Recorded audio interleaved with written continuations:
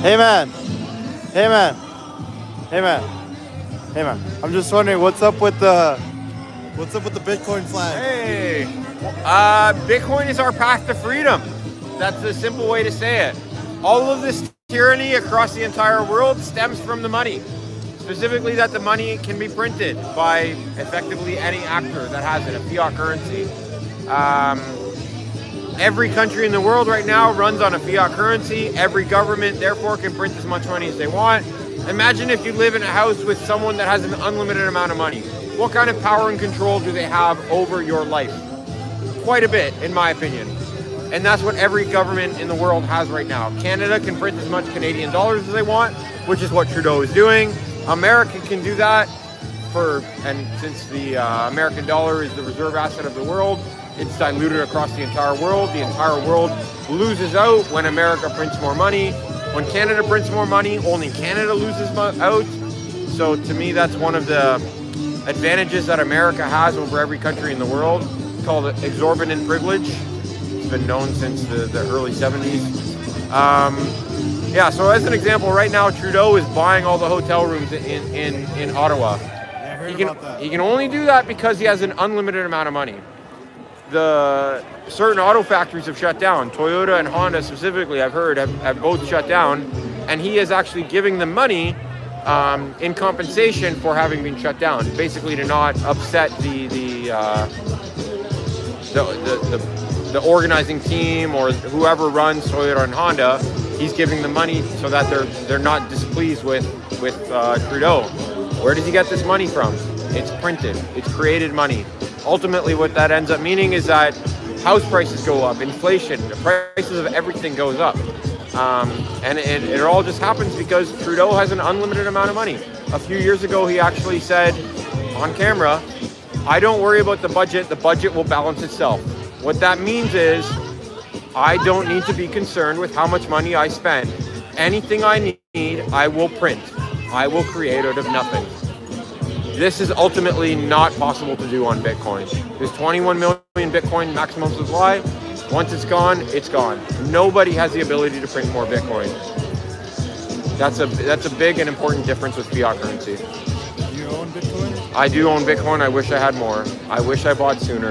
The two biggest mistakes that OG Bitcoiners make are I didn't buy enough and I sold too soon. The long-term net worth of Bitcoin, in my eyes, is a bet on humanity. If humanity wins this war that we're in, because it is a third world war, it's not an arms war, it's not a hot war like it's been in the past. It's a cold war, it's a war between the people and all the governments in the world.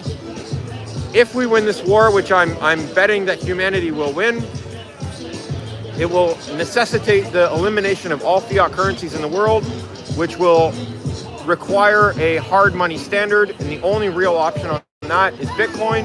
Ultimately, what that means is there's 21 million Bitcoins for the value of everything in the world. 8 billion people in the world divided by 21 million Bitcoin is approximately 380 people for every single Bitcoin in the world. You can buy a lifetime net worth of 380 people for about 55,000 Canadian dollars today. It's extremely cheap. $0.05 million per Bitcoin is extremely cheap. On its way between 10 to 100 million per Bitcoin, in my personal opinion. It's a bet on humanity. And when did you get into Bitcoin? 2017, my eyes were opened up. What caused me to learn about Bitcoin was I had known about Bitcoin for many years. I saw the price go up and I said to myself, there's something going on here. I need to respect it enough to learn about it. It wasn't that I thought it was anything in particular. It just had not gone away. I'd heard about it many times. I need to respect it enough to learn about it. And I encourage all your viewers and yourself to just go learn about it. Actually, what I found was I spent more time learning about how our existing financial system works than I did about Bitcoin. There's two very good video series that I typically recommend to people. The one to learn about Bitcoin is maybe half an hour long. The one to learn about our fiat currency system is about 6 hours long. Gives you an idea of how complicated the two systems are. Bitcoin is extremely simple, which is reflected in how long the video is. Similarly, fiat is extremely complicated, which is also reflected in a 6-hour video, roughly 12 times longer, six hours to half an hour.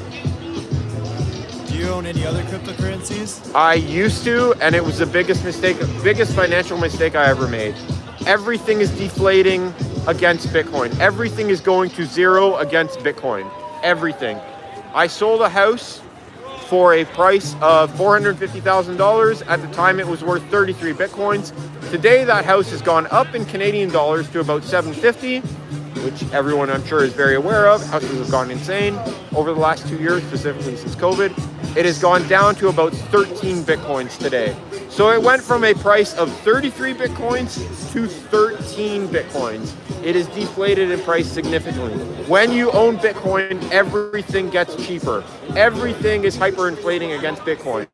Everything is trending towards zero against Bitcoin. So if you were all of these viewers, do you suggest them to buy Bitcoin right now? I suggest they learn about Bitcoin. Do not gamble on Bitcoin. If you buy Bitcoin arbitrarily because you think you're going to make money, you are making a grave mistake. You will buy Bitcoin at a price of 60,000, see it go down to 30,000 and panic sell. You will shit your pants, which is a terrible thing to do. Conversely, when you understand Bitcoin and what it's going to do for society, when you make the positive bet on humanity and you see it go from 60 to 30, you will double down and buy more. You will take out as many loans as you can possibly get and buy more Bitcoin. What's your opinion on Ethereum? All the other cryptocurrencies have a central point of failure. Ethereum is very affiliated with the World Economic Forum, which I'm sure most people here are very knowledgeable on. Ethereum, Cardano, Solana, all of them can be co-opted and modified by a small group of people. In fact, Ethereum has been many times. If you find out what something called Ethereum Classic is, it's an early version of Ethereum that was actually hacked. And the leaders of Ethereum got together and said, geez, we don't like this hack. What can we do? Well, we'll just split Ethereum into a separate chain. We'll call it Ethereum Classic, and we'll keep this new Ethereum without this hacked transaction and move on. Since then, there's been half a dozen or so major changes to the Ethereum protocol, all conducted by a small group of people, maybe 10 to 20 different people, led by Vitalik Buterin, who, by the way, is a Canadian out of Toronto, went to University of Waterloo. So I would like to say I'm very proud of this person, but in reality, he's very affiliated with the World Economic Forum, and I'm actually disgusted by what he's doing. I wish there was a different story there. His parents are still living in Toronto. Are you into stocks as well? I do buy a few stocks, and I'm slowly divesting out of them. I've owned one called Hut 8, and I liked them a lot until the new CEO came in charge. Her name is Jamie, and she's really gotten involved with ESG and these other narratives that are involved with the World Economic Forum and UN Agenda 21 stuff. So I've actually slowly been getting out of that. So I'm effectively moving everything I own into Bitcoin. And I strongly recommend that people learn about Bitcoin. Don't just arbitrarily do what I say. Learn about it, and you'll be very impressed and shocked with what you see. And are you into NFTs? No, this is the most foolish thing I've ever heard.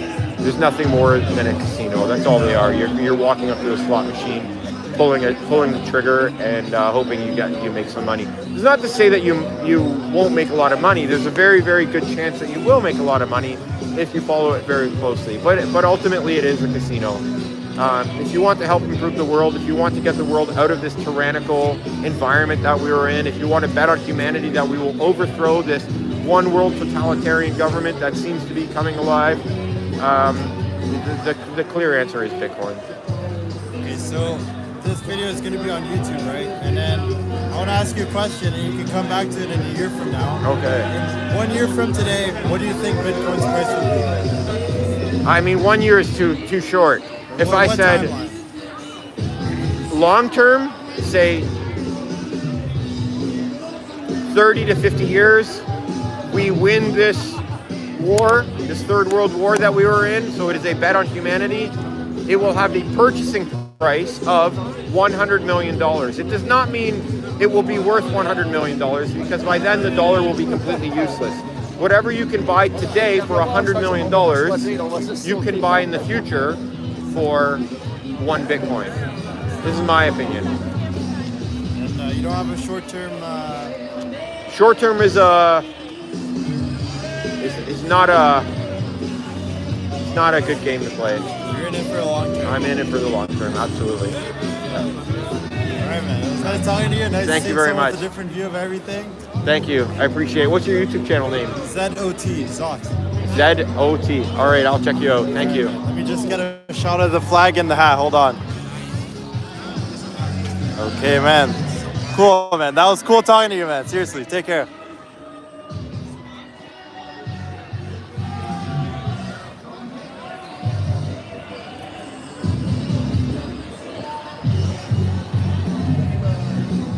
Well, guys, are you guys gonna go invest in Bitcoin now or not?